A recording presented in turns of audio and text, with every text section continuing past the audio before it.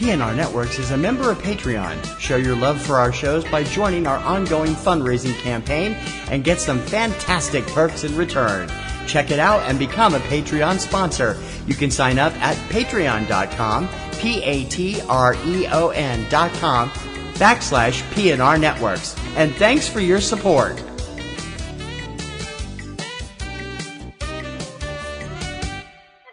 This podcast is a member of the Blueberry Network.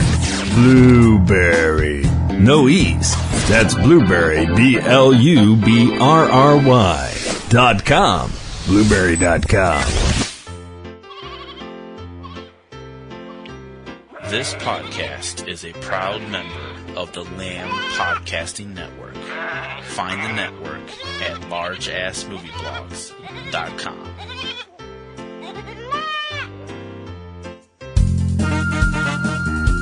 It's Kim versus TC in the battle of the lists. My list is better. My list is better. My list is better.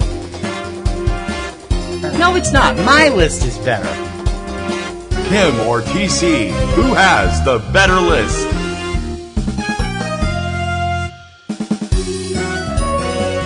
From Subject Cinema, this is Front Row 5 and 10 with Kim Brown and TC Kirkham.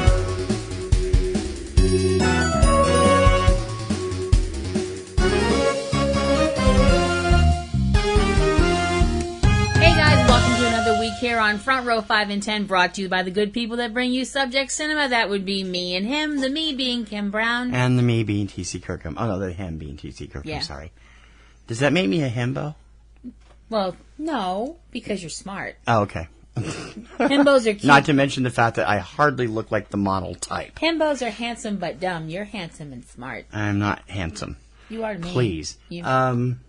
So, list time again. Yes. You guys would love to contribute, or if you would like to just write us and let us know how we're doing, we'd really like to hear from you at frontrow@pnrnetworks.com. This week's list was your idea. Yes, it was. It was a lot more difficult. I thought it was going to be a lot more difficult than it actually turned out to be. Well, that's good. Yeah.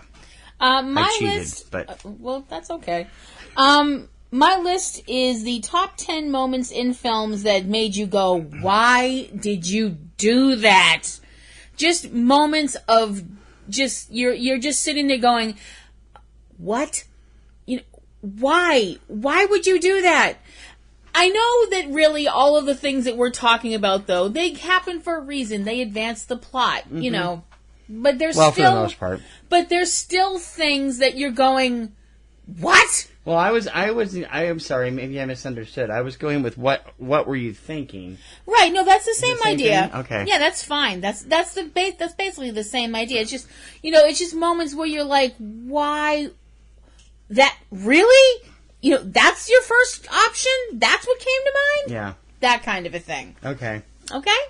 All so, right. Since I came up with the list, you get to go first. Okay. My first one is an existential one. Ooh. This doesn't actually pertain to a film as a whole. It pertains to the process of writing a film. Okay. You have to be creative to sit down and write a movie. I would hope you have to be creative to sit down and write a movie. If not, we'd have a lot of employed orangutans, monkeys, and gorillas. Not to mention there are a few of those probably out there. But and when you sit down and you think you got to come up with a plot twist that is like something that's going to move the plot forward and something that's going to grab people. Right, something that's going to grab people. The only thing is, when you do that, you don't want to turn most of your audience off.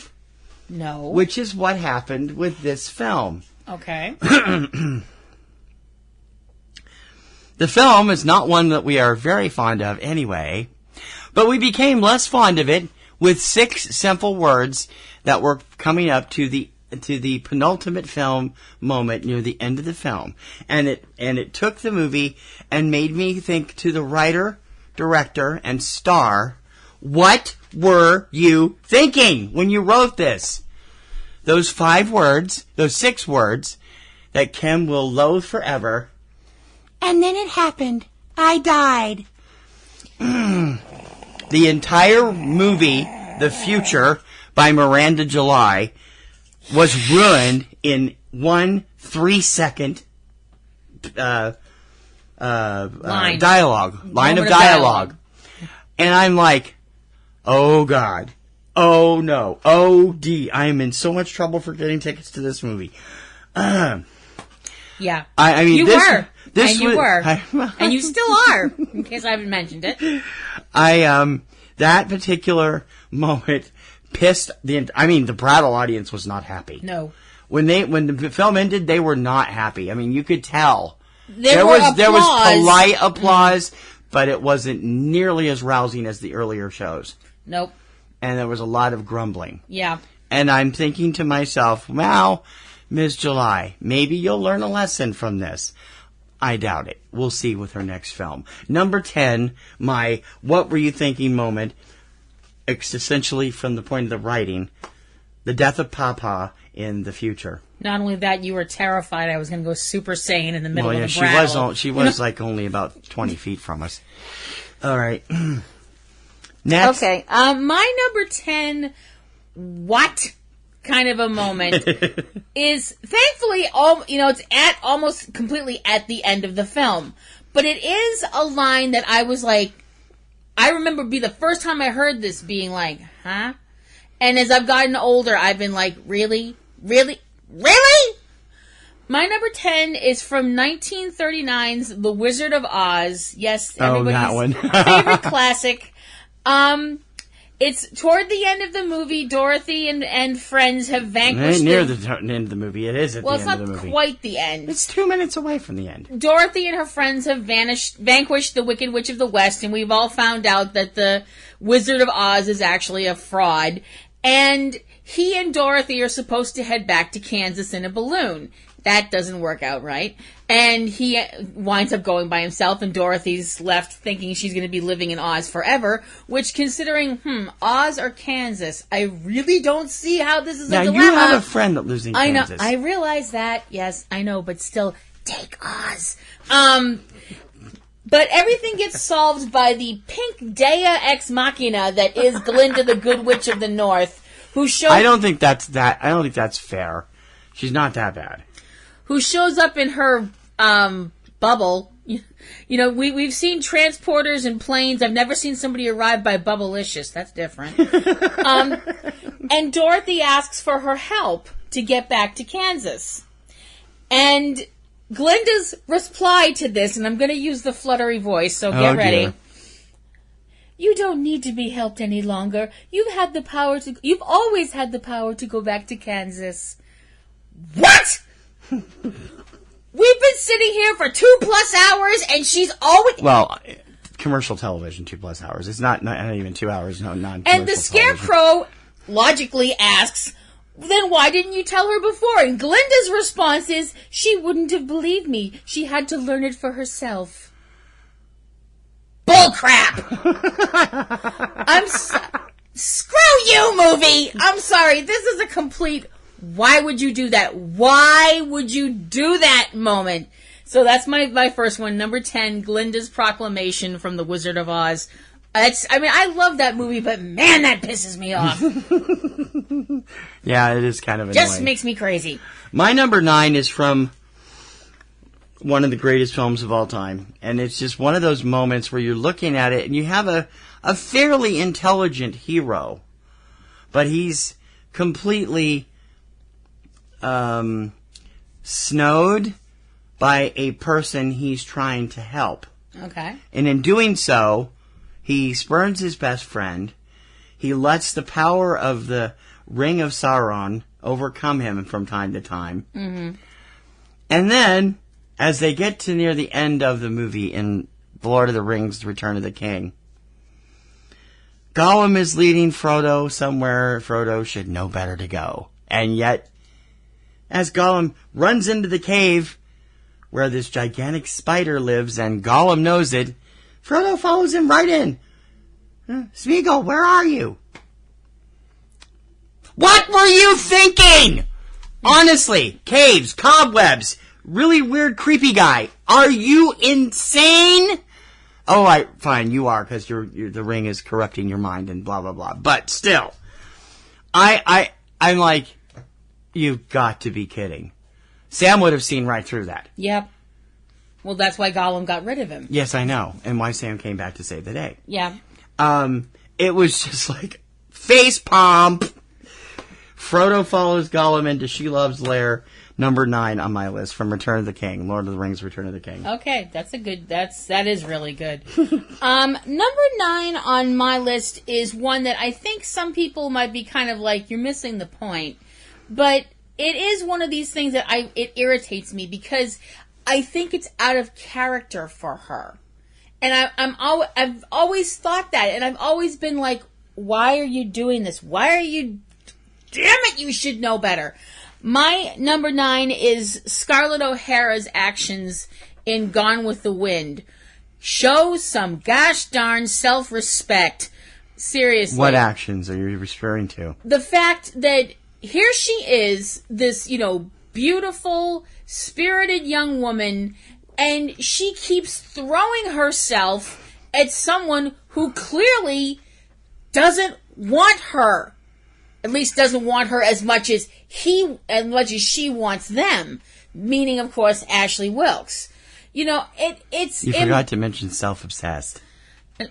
I know Scarlett's not one of your most favorite characters, but if she had actually been interested in a guy that was, if she had actually bothered to see that underneath all of his bluster and swagger and stuff like that of Rhett Butler, there was a man that genuinely cared for her and loved her and wanted to make her understand that she didn't need Ashley. She needed to be honest with herself. Oh, he got there eventually. Yeah, but she only finally figured out that Ashley truly loved Melanie after Melanie died, and she could see how brokenhearted he was. And I'm sitting there going, oh my gosh.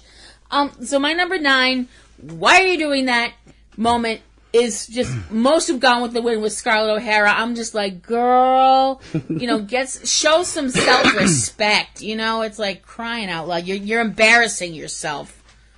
So, my number 8 is one of those moments that, as an audience member, you're watching the film and you're watching it go along, and you know that something really stupid is going to happen as they go through the movie. Okay. Now, although we didn't officially know, spoiler alert, that she was the bad guy at the time. In the movie Sky High, Michael Angarano's character, whose name I've forgotten off the top of my head, I should have wrote it down, is the son of Will. That's right. Is the son of the commander and Jetstream. Jetstream, right? But he hasn't found his superpowers yet. Now he's been relegated to the sidekicks, but he gets the interest of an upper class girl named Gwen. She's actually, we don't really see what Gwen does until the end of the movie, but she's there for a reason.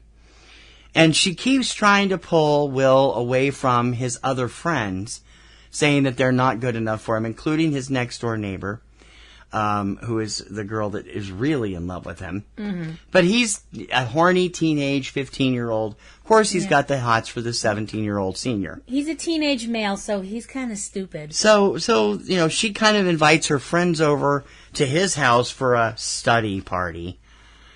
And with his parents away on patrol, and he is kind of thinking, well, I know how to get her. Hey, you want to go down to the Sanctum Sanctorum? This is his father's hidden lair in their house. And I'm thinking to myself, you're an idiot. You are an idiot. Because everybody around him knows, and the audience can see, Gwen is using him for something. We don't know what it is yet. Mm-hmm. And what it is she wants to get down there to grab the weapon that changed her and her father figure years ago during a battle with his parents.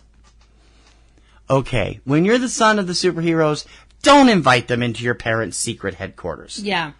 I don't care if you think they're a fellow student at Sky High. It's still stupid. Number 8 letting Gwen into the Sanctum Sanctorum from Sky High. You're an idiot, Well. Yeah, well, you know. That Michael specialized in those characters back then. Like I said, he's a teenage boy, and let's face it, they're kind of stupid. You know. No offense. Nope. My number 8 is 2 films. Actually 3 films. But we won't... Well, it's the same story told 3 different times, 3 different eras. And I realize that some people will be like, well, you're just going there because you're this earthy, crunchy, hippie, granola, Woodstock kind of a person. And yes, I am. Now, I've been accused more than once, and accused also by certain people in this room, who I will not mention, but whose initials are TC, Subtle. That I care more about animals than I do about people. I'm going to be nice and not tell my stories about that. Fine, don't. And to an extent, I will accept that. Because for the most part, people are a-holes. And these 3 movies prove it. And they're also the biggest, what in the hell is wrong with you? What are you thinking moments? My number 8 are every single incarnation of King Kong. The King Kong from the 1930s, the King Kong from the 1970s, and the King Kong from 2005. Yeah. This whole idea of Carl Denham's, or the gentleman in the Dino De Laurentiis movie, hey, let's take this enormous wild animal that has had absolutely limited exposure to human beings. Let's take him off the island and put him in the middle of one of the most populous cities in the United States. What could possibly go wrong? Put him in a zoo? Oh, screw that. We're going to put him up on a stage and chain him so people can just sit there and gawk at him. I can't see anything going wrong with this idea, except, oh wait, it does. Kong gets furious, breaks free, wreaks a F-ton of havoc, and kills a lot of people, and all of that should be laid squarely on Carl Denham's doorstep. Well, can we actually say that he did kill a lot of people?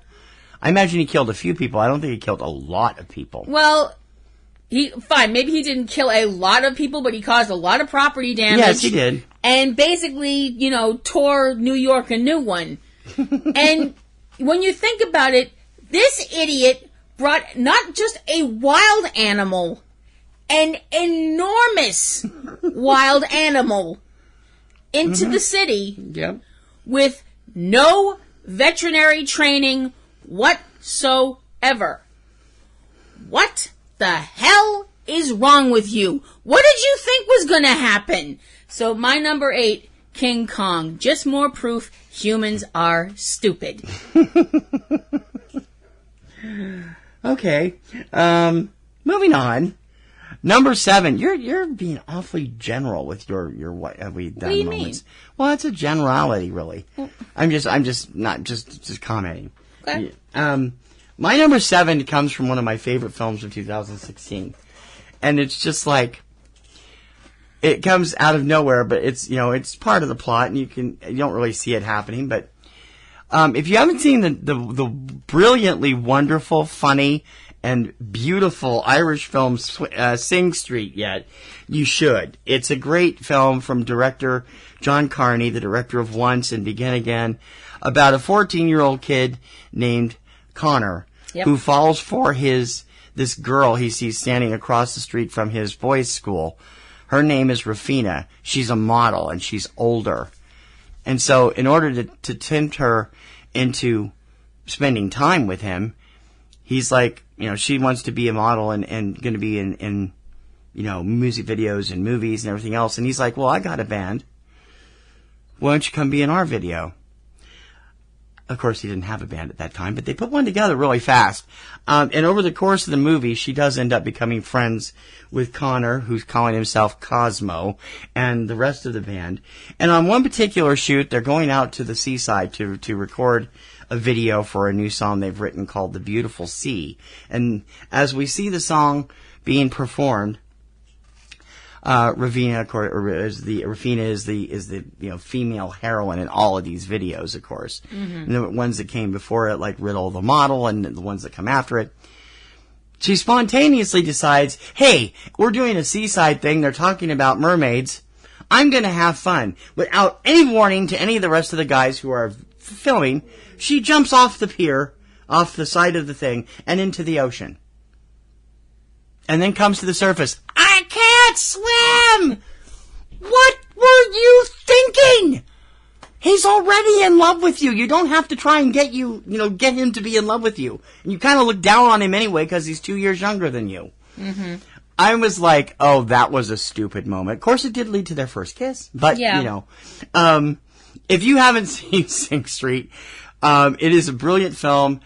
Ferdia Walsh-Pilo is going to be an enormous star one of these days. And he's just an amazing vocalist, and he's a musician for real in real life, and also does a little acting on the side. He's been in Vikings and a few other things. But this movie is great, and that scene is hilariously funny. But it also triggers the whole, what were you thinking? If you knew you can't swim, why did you do that? Yeah. Rafina jumps into the ocean without knowing how to swim in Sing Street, number 7. Okay. You mentioned a minute ago that you felt I was being too generic with my choices. Just a little general on the King Kong things is kind of general. Okay. I think I'm a little more specific this time. Hopefully, I wasn't trying to hurt your feelings. No, I didn't take it that way. My number 6 is Jurassic Park. That's it. No, I'm not going to say it like that. The 1993 film Jurassic Park deals with the idea that has been the brainchild of an industrialist named John Hammond, who where this is going. Who has a bioengineering company, who has come up with the idea of this amazing amusement/educational facility called Jurassic Park, where cloned dinosaurs have been brought to life, brought to fruition and stuff by DNA found in a mosquito that was coated in amber, and the DNA was still intact enough.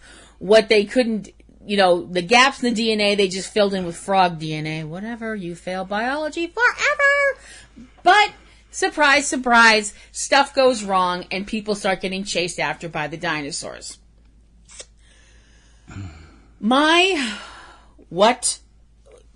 What are you doing? Why would you do that? Is basically this entire movie. I'm like, there is a reason humans and dinosaurs were not on the planet at the same time. And for anybody out there who couldn't figure out on their own what that reason might be, just look at this movie.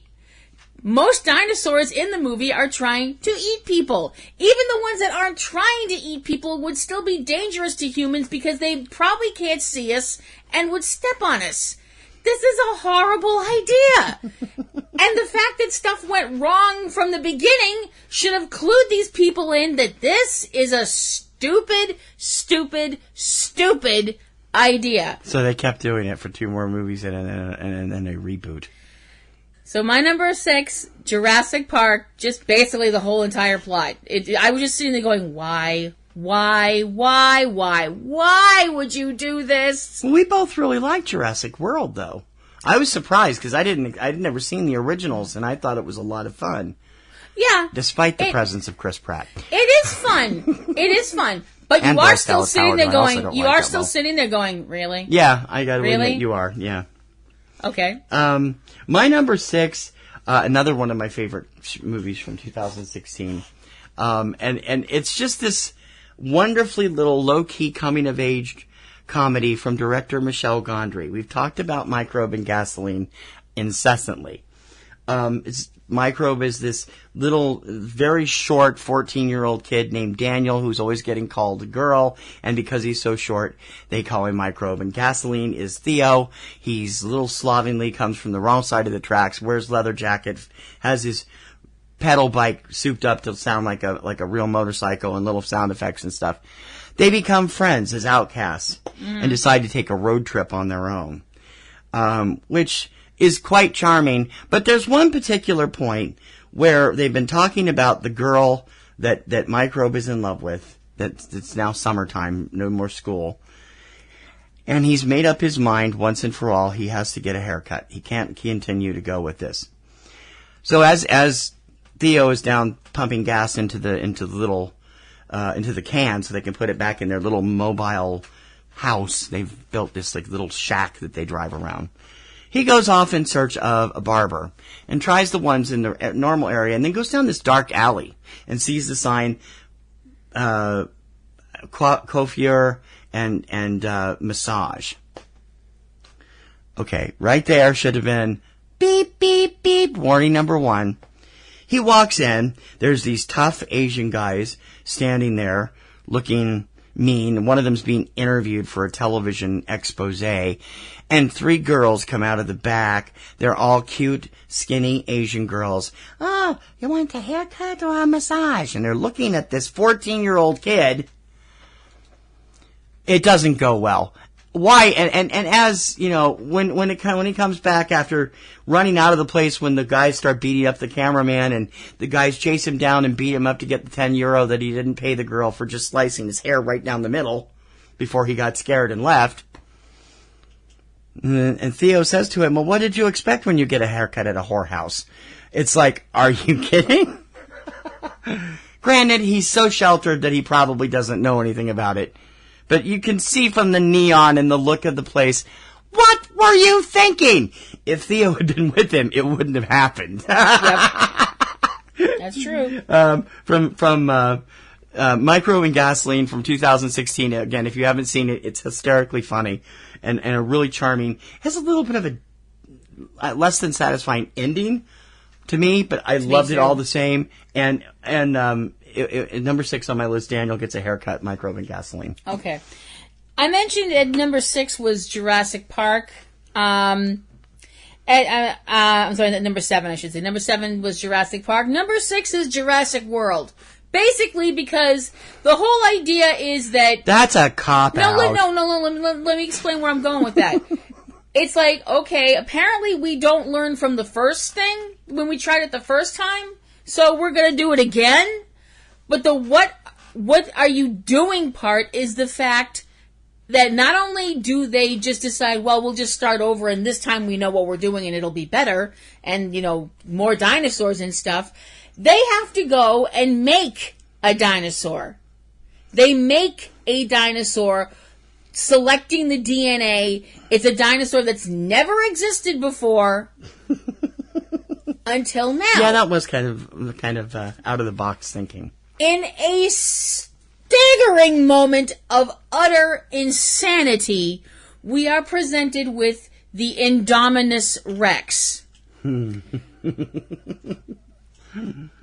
Why would you do this? Why? Now you have a dinosaur that is pretty damn huge and has the ability to camouflage itself and is really, really, really freaking smart. Mm-hmm. Why? Why would you do this? What were you thinking? Honest to goodness, and I realize some people are going to say, you know, you're a true sadist and fine, you know, I don't care. All the people that worked in this place that were getting killed, I was just sitting there going, had it coming. I feel no sympathy for any of you people because you were stupid. You know, this is a stupid idea and you got punished for it for being stupid and now you're dead. Don't you feel dumb? Oh no, you don't feel anything because you're dead now.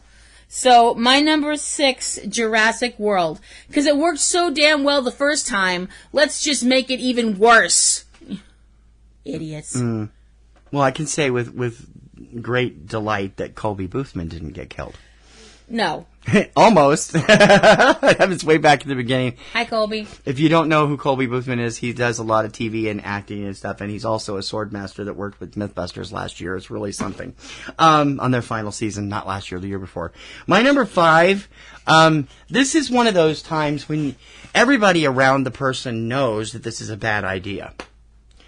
And, you know, even the closest friends of this person know that while up to a point it's been accepted, this cannot be allowed to pass because it will completely shatter the facade that some other people have about this person.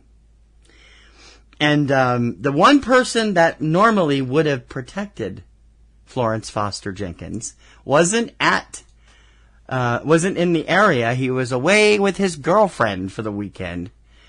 And when he gets home, lovely Florence, who can't sing, who sings like a cat in heat, but who has followers who love her, tells Sinclair, "I've booked Carnegie Hall."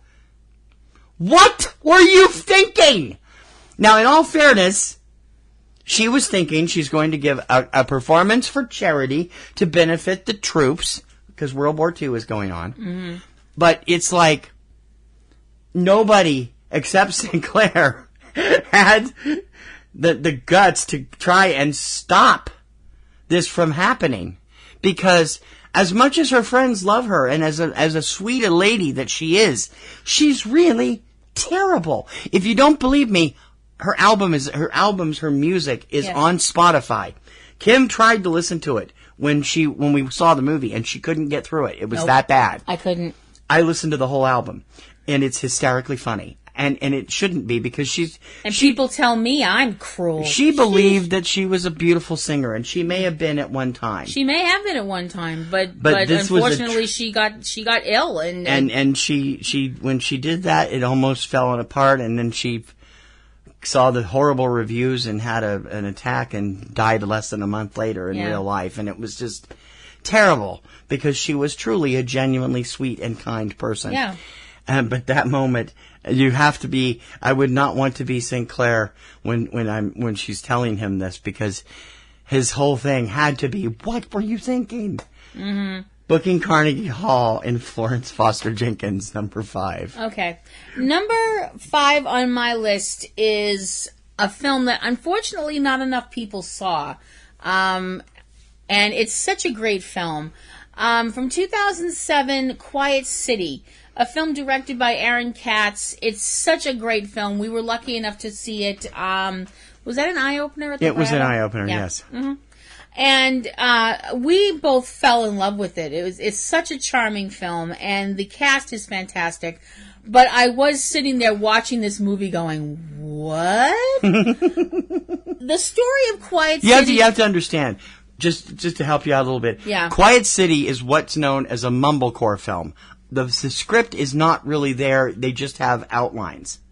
Mm-hmm. So the stars of the film, Chris and Sarah, pretty much improvised most of their dialogue. Yeah.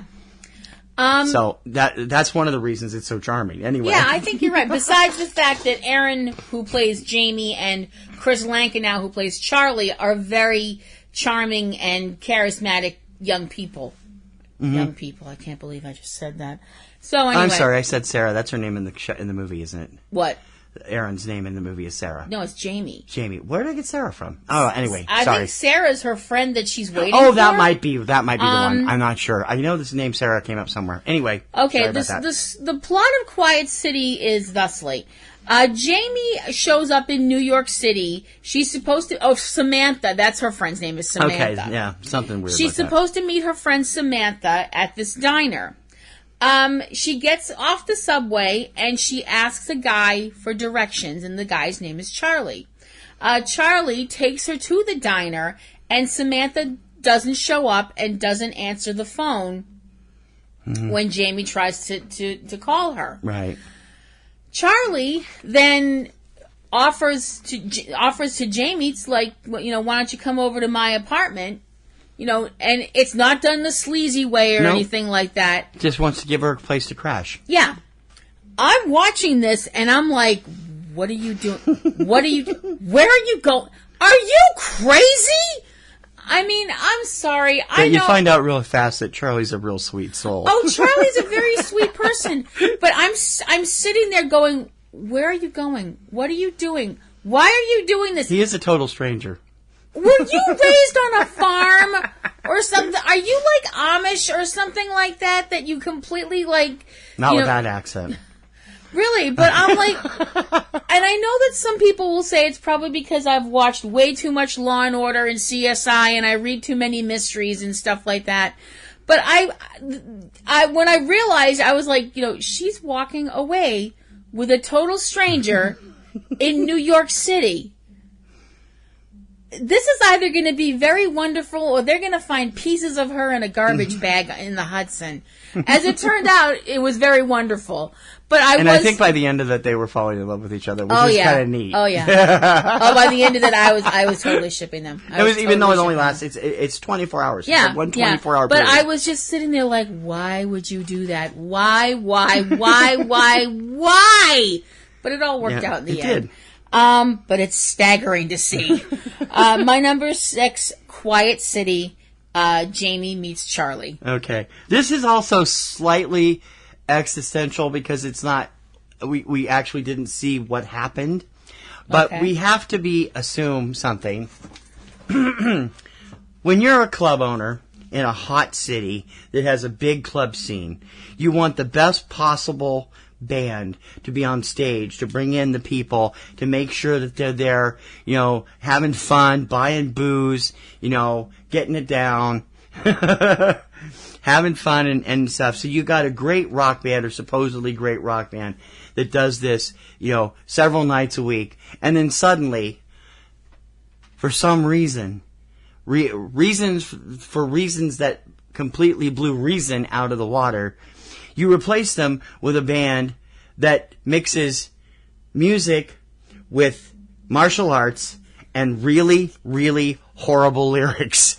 And a girl singer who looks like she's 12. Yeah. You get a band called Dragon Sound.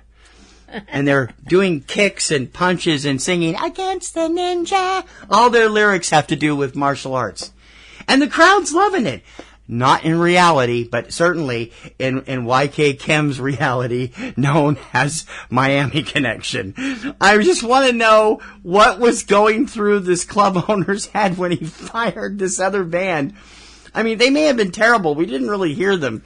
No, but they were rotten people. They were rotten people, yes, but they had to have been better than what was on stage during this movie. Yeah. I'm like, Dragon Sound, okay. And, it's typical 80s keyboards and guitars and, oh my God, I think I laughed myself sick. I'm glad, thank you to Anthony and Eric for recommending Miami Connection, because it's terrible. If you've never seen it, the Riff Tracks Live is a riot. Yeah. Miami Connection, and the thinking process that went into hiring Dragon Sound in a serious club in Orlando, actually, not Miami, in this movie, which was made sometime in the late 80s, but not really seen widely until the 2000s. Number 4. Okay. My next pick, my number 4, is from one of your favorite movies, actually. But yeah, I think because it is one of your favorite movies, I think you would agree with me that this is like, what? From Twister. Be careful, Anthony's not going to be happy with you. No, it's not the part you think. It's not the part it's not. you think. Okay. Throughout the film Twister, besides the actual bad weather and all the terrible things that happen with tornadoes and stuff like that, the protagonists of the piece, Bill Harding and his soon-to-be ex, but by the end of the film they're back together again, Dr. Joe Harding, have another thing that they have to deal with when they're trying to get their tornado equipment into a tornado to process it. It's a giant barrel drum called Dorothy. It's in real life it was called Toto, and Dr. Josh Werman was one of the creators of it. And if you don't know who Dr. Josh is, you're not a weather nerd. Sorry. Anyway, like me. He was just on Make It Out Alive last night. The thing is, besides all of that stuff, and you really can't, you can't really refer to a Twister as the antagonist of the film, because it's a part of nature. Mm-hmm. It's not doing what it's doing out of malice. It just exists. It just is. So you need But bad weather can be an antagonist of sorts and stuff like that. It just doesn't, it just happens rather than being evil. It's just something you happen to be in the wrong place at the wrong time. It's an unfortunate circumstance. Right. It's a tragic circumstance, but it's not done out of any sense of malice. Mm-hmm. So you need some, but the thing, because it's a movie, the audience needs someone to dislike. This is what is also known as a hate sink. The hate sink for Twister is a truly obnoxious a-hole named Dr. Jonas Miller, which was really upsetting to me because he was played by Cary Elwes. Who's played nothing but obnoxious a-holes since, unfortunately. Yeah, I know. Pretty much. And I think Cary's really sweet. And he is. He's a very good actor. Crush on him in Princess Bride. Mm-hmm. Dr. Miller is better funded than the Hardings and is pretty damn arrogant and a jerk. I mean, he's a jerk. And the thing is, toward the climax of the film, there is this enormous, and I mean friggin-normous tornado. And it's a race to try and... First, it's a race to try and get to check where the tornado is, but then the tornado turns and it's like, oh crap, we gots to go. And the Hardings are trying to get away from the tornado. Now, Jonas is trying to deploy his own tornado tracking, device, which is called a DOT-3, and he is driving... Which was ripped off from Joe and Bill's, by the way. Yes. He's driving in front of the storm, parallel to it, and he's also ignoring Bill, who's trying to warn him that, the tornado's too close, you're getting too close, it's too dangerous and stuff like that. Jonah refuses to listen and winds up getting him and his crew killed. Yeah. Well, of course, Jonas used to work for Bill. Yeah. They had a falling out. That's what happened. So, including the fact that the tornado winds up throwing a piece of metal through the windshield and impaling the driver. Decapitating the driver. Didn't impale him, it decapitated him. Okay, sorry. And like I said, Jonah gets killed, his crew gets killed, and it's just one of these moments where you're sitting there going, why would you do that? He's trying to help you, he's trying to save you, and now you're dead. Yep. Oh, well. Yeah, basically it was like, oh, well, rest in peace, dickweed. Family show. Actually, it'd be more like rest in pieces. But ching, hey! So my number 4... Good night, everybody. I was out already. My number 4, ego plus arrogance equals disaster. That's good. I'm going back to a real classic for number 3. Okay. Because it's one of my favorite films, and I truly enjoy watching it. And it's so full of twists and turns that you can't necessarily see where everything's going from the first. But there's a reason why The Maltese Falcon is a classic. Yeah. Humphrey Bogart is just awesome in this film, playing Detective Sam Spade, who gets involved with this mysterious woman and an unknowing black bird. Yep. A little ways after the woman first makes contact with him, this rather prissy man named Joel Cairo shows up at Spade's office, wanting to know what the woman told him. I wish I could do a Peter Lorre accent. I can't. I'm not very good at an imitation of stuff like that. But he's basically trying to pay Spade to do the same thing that she wants to pay him for. Mm-hmm. Only he makes one big mistake. He goes to leave, then suddenly turns and he has a gun and says... A very small gun. And tells him, "You will do this for me." Spade's reply... Pow! Right in the kisser. Mm-hmm. And I wanted to say to poor Mr. Cairo, what were you thinking? 6 inches, a lot bigger, and a lot more manly. No offense. I love this film, and I always crack up. And the funny thing is, after he comes to, and Spade has already looked through all his stuff and determined that there might be something here, but nothing he can prove, gives everything back, and he's like, well, I'll be on my way. Can I have my wallet and my gun, please? And he hands him to it, and he pulls the same thing. This time, Sam just laughs and just tells him to search to his heart's content. It's a really great scene, and those two are electric together on screen. From The Maltese Falcon, Joel Cairo pulls a gun on Sam Spade, and its unfortunate consequences. Okay, that's good. That's a really good one. Number 3 on my list is, I'm going for a specific scene in a film, but it also falls into a trope, if you prefer, or a cliche, especially about horror movies.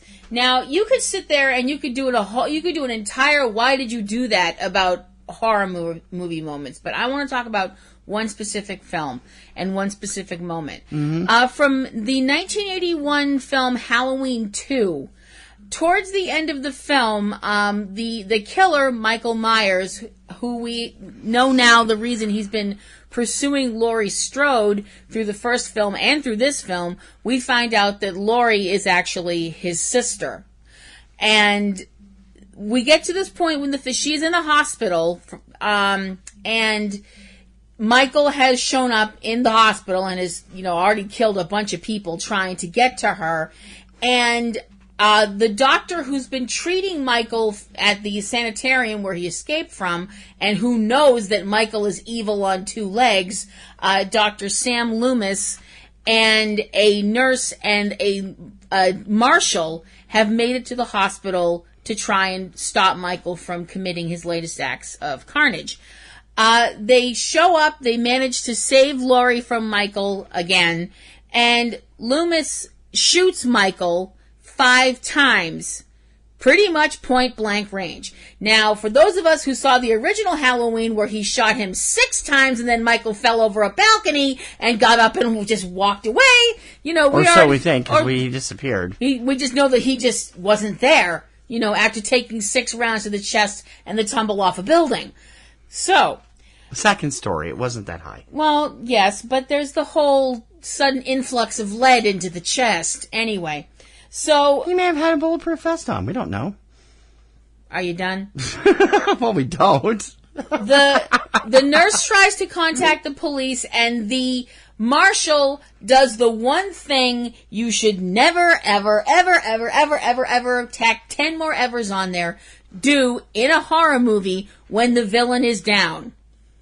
He walks over and bends over the body and to check that Michael is truly dead.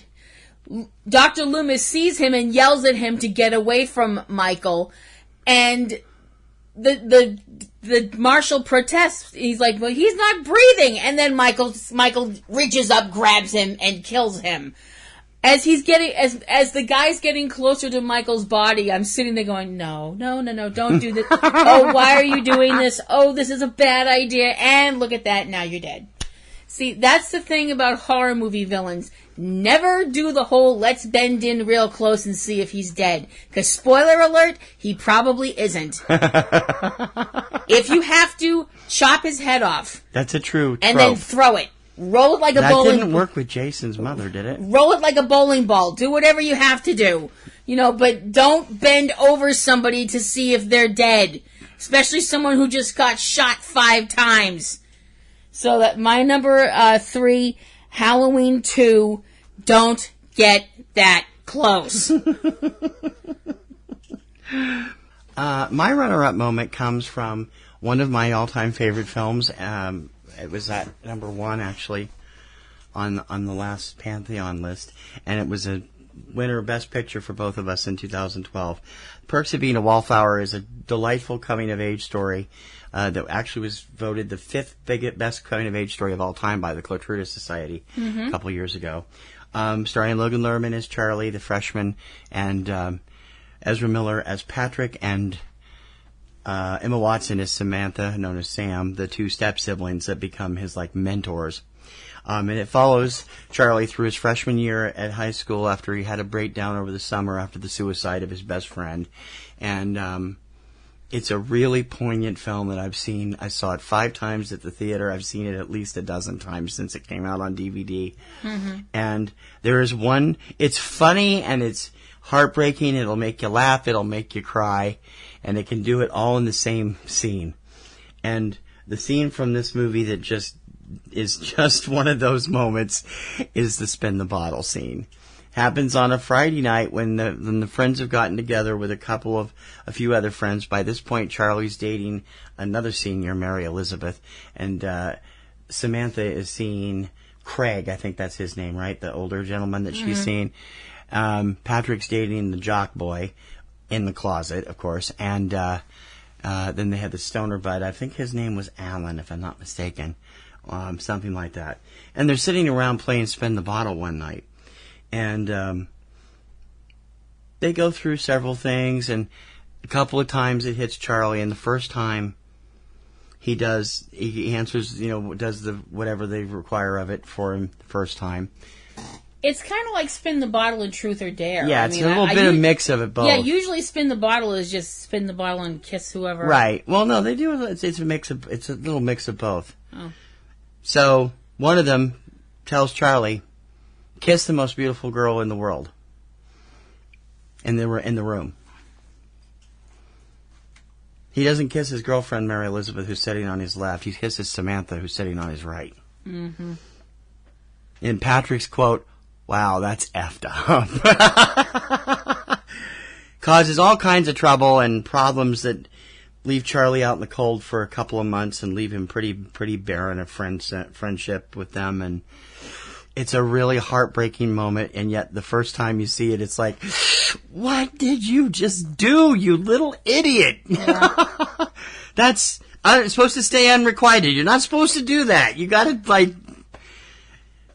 It's funny and sad at the same time. Part of you goes, yay, and part of you goes, oh no. Yeah. It's a great movie. If you've never seen it, you should. It was our Best Picture winner for 2012. Both of and us, that moment, and that's one of the few times we've actually matched. And that scene is just cringe-inducing and funny and sad and heartbreaking all at the same time. The Truth or Dare Spin the Bottle game from Perks of Being a Wallflower, number 2. Okay. My number 2 is definitely one of those moments where you're going, what are you doing? Why are you doing that?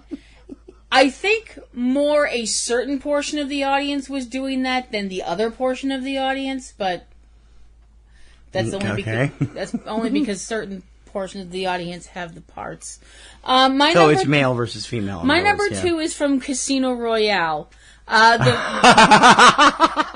Yes, you know that. Yes, it's that scene. Oh, yes. The film that brought James Bond back to the big screen in 2006, played by Daniel Craig. Knew that was coming. It's a very dark part of the film where James Bond and Vesper Lynd, the Bond girl of the film, although I don't know if that term is in fashion anymore, have been captured by the bad guys. Vesper is in another room having who knows what done to her. We do hear her screaming, so that's, Which could all be an act. But James is in a room with Le Chiffre, the banker to the world's terrorist and all-around creepy dude, played by the wonderful, very not creepy Mads Mikkelsen. Yeah, that movie made us a fan of his for life. Even though in this movie he made me want to run out of the theater screaming. He does, yeah, he does. James is stripped of his clothing rather quickly and forced into a chair that has had its bottom cut out. How convenient! You don't see anything. No, but we know he's naked. That's why it's got a PG-13 and not an R. Yes, but we know he's naked. Now, normally, I would be sitting there going, but I wasn't. I was like, something very bad's going to happen. And something very bad does happen. Le Chiffre goes into this dissertation about torture and how it usually doesn't really work to get information. But sometimes it does. And the most simple things can be used for torture. You don't have to use these big, elaborate things. All you need is a rope, a rather large piece of knotted rope, and a chair with the bottom cut out and a naked man.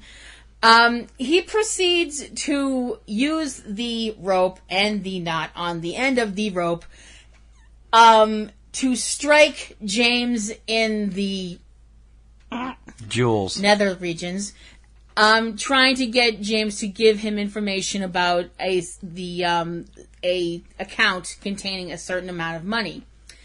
Not only does Bond refuse to break, he starts taunting Le Chiffre. And I'm sitting there going, I don't know if this is bravado, machismo, or just downright insanity. I'm like, yes, what? yes, and yes. I'm like, what are you doing?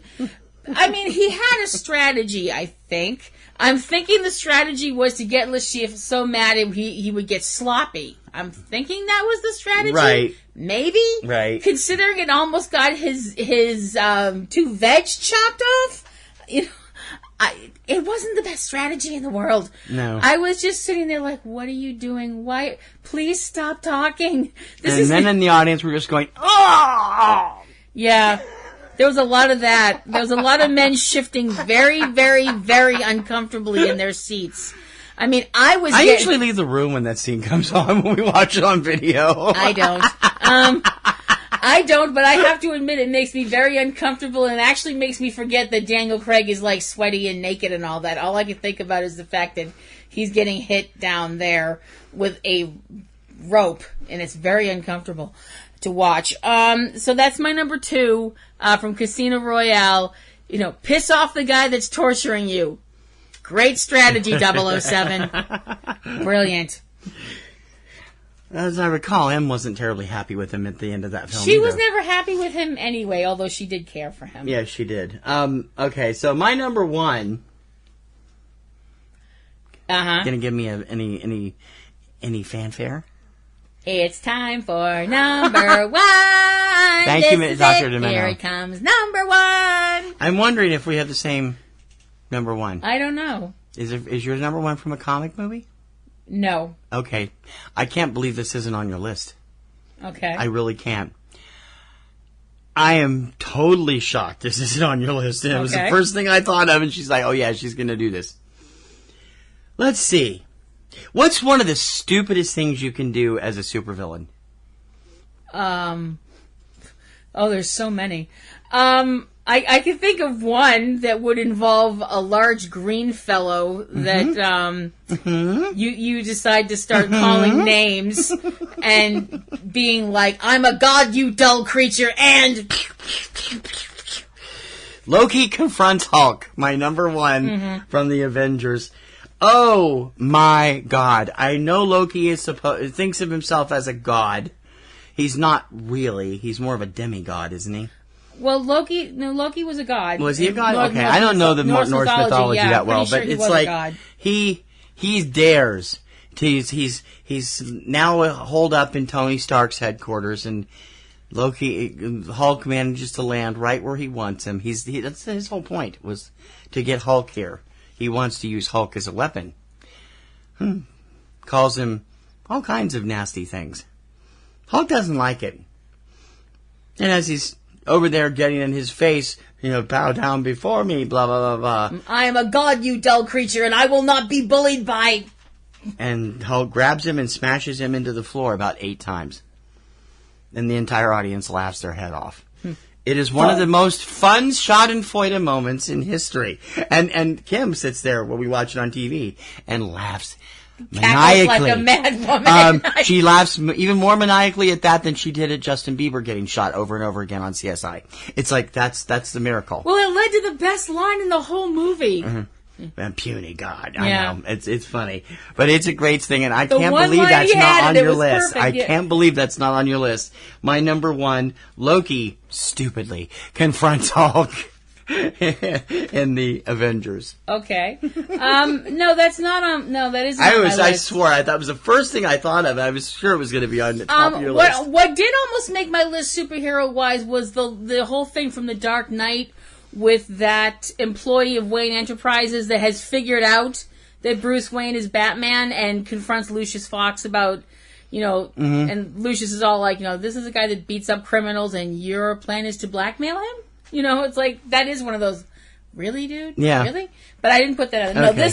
My number 1 had to be this scene because I remember sitting there in the theater and being like, what are you doing? Why did you do that? Get back here. You're not done. From 2005 Star Wars Episode 3 Revenge of the Sith. It's come I had down... to lead to Star Wars, didn't it? Yeah. Because I couldn't come up with anything from any of the Star Trek movies. Sorry. I didn't either. It's come down to this. Anakin Skywalker has gone completely to the dark side and has pledged his loyalty to Darth Sidious and has become Darth Vader. And we have this enormous battle on the planet Mustafar between Darth Vader and Obi-Wan Kenobi. And it's this enormous lightsaber fight that just goes on and on and on, and possibly a little too on. We get to the climactic end of the fight, and Anakin / Darth Vader has lost badly. Everything. Has lost he's lost everything. He, his legs have been chopped off. His one remaining arm is, is it chopped off? Or no, I don't remember now. You just watched it not all that long I know. And he's, he doesn't lose, no. Anyway. And he is, just a mess. And Obi-Wan stands over him and, goes through this whole, I loved you, Anakin, you were my brother, and all this stuff like that. And then the noble, pure, merciful Jedi, who are all about goodness and light and compassion and stuff like that, turns and goes toodles and leaves. Leaves the man to burn to death on the side of a volcanic mountain. Where the hell are you going? Get back here and finish him! Now I know. Finish him! Now I know that realistically that couldn't happen because these are the prequels and Anakin has to become Darth Vader with the helmets and the outfit and the whole thing. He could have killed him and somehow, Palpatine could have kept him alive with dark force magic or something like that. It was just so ridiculous. I was just sitting there like, what are you doing? One of those reasons why nobody likes the prequels. I was like, why did you do that? What are you doing? That's inhumane for a Jedi. Totally! Yeah. I'm like, get the F back here and finish him the hell off! Now I realize that sounds horribly cruel, but you're going to leave the man a multi-amputee burning to death on the side of a mountain? And you're okay with this? And you're the good guy? Yep. The hell? Yep. So my number one, Darth Vader versus Obi-Wan Kenobi. No, it's Anakin. He's not Darth Vader yet. Revenge of the Sith. Well, he is Darth Vader. He has, but he hasn't become name. Darth Vader. He doesn't look like Darth Vader yet. I've thought of an honorary mention for Star Trek that we both should have thought of. Oh, what's that? Yeah, from Star Trek II, The Wrath of Khan. Yeah. As they're headed into the nebula, Kirk turns on the view screen and is taunting Khan. He says, Khan, I'm laughing at your superior intellect. And Khan, stupid enough to follow him into the nebula. Yep. What were you thinking? So, yeah, that's a good one. Our top 10s. Yes. As they were. My number 10 was The Death of Papa from the future. That was an existential writing one. Mm-hmm. Number 9, Frodo follows Gollum into the Shelob's lair from Lord of the Rings, Return of the King. Number 9, letting Gwen into the Sanctum Sanctorum in Sky High. Number 7, Rafina jumps into the ocean without knowing how to swim from Sing Street. Number 6, Daniel's haircut from Microbe and Gasoline. Number 5, booking Carnegie Hall. Why would you do that? From Florence Foster Jenkins. Number 4, the idiot that was stupid enough to hire a band called Dragon Sound in Miami Connection. Number 3, Joel Cairo pulls a gun on Sam Spade for the Maltese Falcon. Number 2, the Truth or Dare Spin the Bottle game from Perks of Being a Wallflower. And number 1, Loki makes a big mistake of confronting Hulk in the Avengers. Okay. My number 10, why would you do that moment in movies? Number 10, The Wizard of Oz, Galinda's Proclamation. Number 9, Gone with the Wind, Scarlet, get some self-respect. Number 8, King Kong, awful and cruel idea. Number 7, Jurassic Park, dinosaurs plus men equals disaster. Number 6, Jurassic World, so we do it again and make it even worse. Number 5, Quiet City, go off with a total stranger? Sure, why not? I didn't even think of that one. That was good. I like that one. Number 4, Twister, ego plus arrogance equals driving straight into a monster tornado. Number 3, Halloween 2, don't get that close. Number 2, Casino Royale, so you're going to taunt the guy who's torturing you. Mm-hmm. And number 1, Revenge of the Sith, where the F do you think you're going? Those are good lists, I think. I think they're good, too, and we'd love to know if you have any moments that made you sit there as a fan of a film going, what, huh?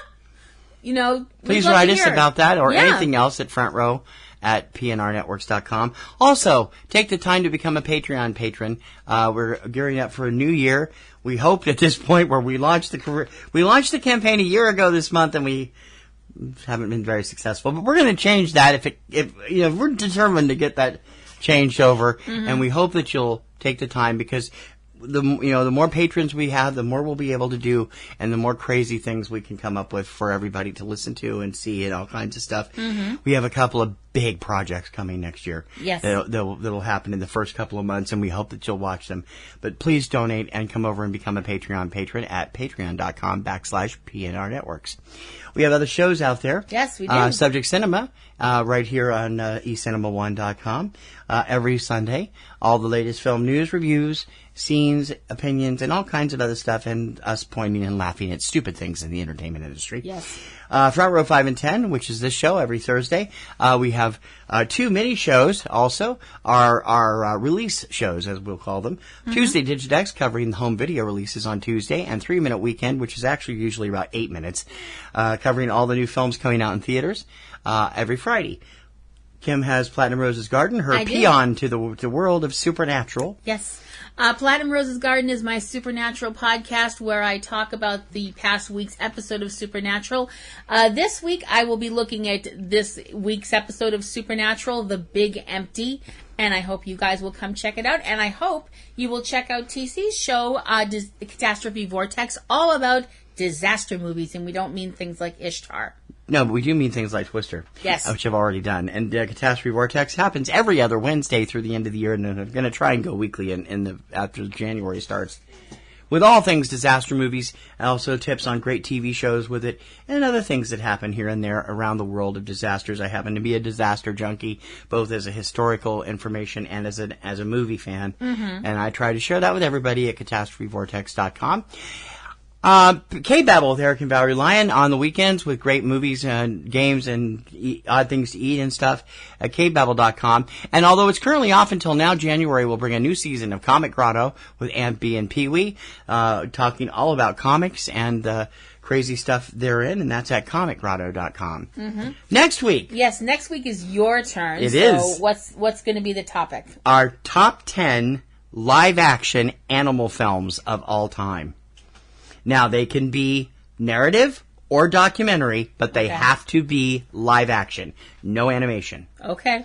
Okay? So, it can run however you want it. And by animal films, I don't necessarily mean that the animal has to be the star of the movie, but they have to, or have their name in the title, but they have to be a major part of it. Do they have to be real animals? What do you mean? Can it be a person in a suit? Is that an animal movie? Well, they're supposed to be playing an animal. It's a role. No. Oh, Animals. right. Real animals. Right, okay. What are you thinking? King Kong? No, I was thinking Greystoke. Okay, yeah. But it's supposed to be an ape. Right. Okay, right. Okay. Yeah, we'll bend the rules there if you want to. Okay. Because they're actually like CGI or will be CGI in the current ones, but the animals have to be in the forefront for stuff like that. Mm-hmm. I'll bend the rules for that. But I just thought it would be a lot of fun. That's a good idea, yeah. Because we both love animals, and knowing her love for animals, she'll probably come up with a list. I also kept off TV shows because we don't want any TV stuff in here. Okay. It has to be on the feature film. All right. Or like Netflix or whatever, an actual feature. Yep. So best 10, top 10 live Okay, I'm tongue-tied all of a sudden. Damn Loki anyway. Making me all crazy. Our top 10 live-action animal films of all time next week. On Subject Cinema Presents Front Row 5 and 10. And that's going to be a lot of fun. And I'm Kim Brown. I'm T.C. Kirkham. And we're hoping we can count on you to come back and help us count up our list next week. See you later. Bye.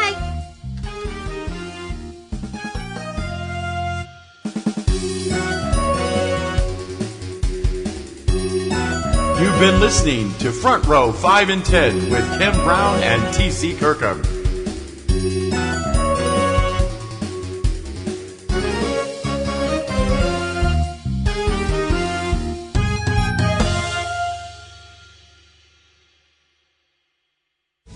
Podcasting's choice. From coast to coast, continent to continent, right here 24/7.